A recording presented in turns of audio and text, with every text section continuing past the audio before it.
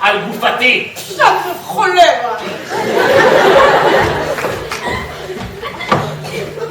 לפחות אתה יודע למה אתה מת. על מה אני צריך להתאבד? אפשר לדעת.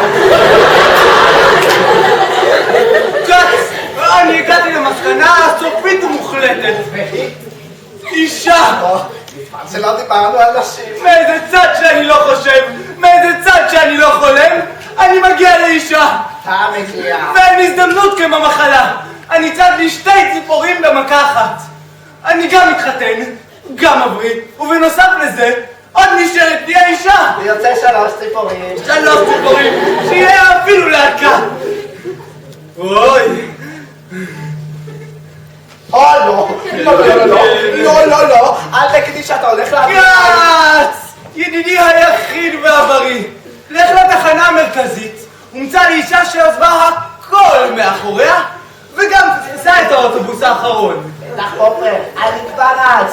היי גברת, אולי במקרה עזבת הכל מאחורייך וגם פספסת את האוטובוס האחרון? בטח אדוני!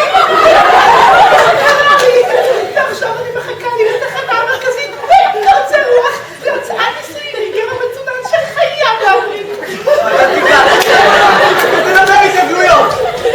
יש לי חבר, כך וכך. הוא היה רוצה כך וכך. מה דעתך? כך וכך. כאן לתת עצות. אני מניח שאם הייתי אומר לך ללכת במקומי, היית בטח אומר לי. אתה באמת מתכוון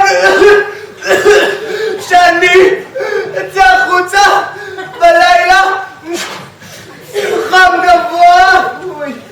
לא, אתה תצא ולא אני אצא. שום פרחים על הקבר שלי. שלום.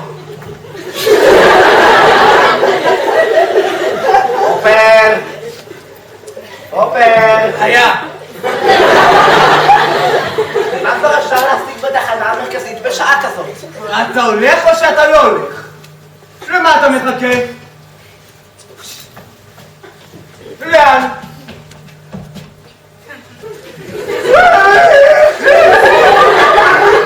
למה? לך כבר כאן. ולמה אתה בוחר? אוי, על כל הזמן שחייתי לא נשוי. 40 שנה חייתי לא נשוי. וגם קצת על אבי ואמי. נשואים, לא? אבל הם מתו. שיסלחו לי בגן עדן. מעכשיו אין נשוי. קלה. מעכשיו רק נשוי. רק נשוי.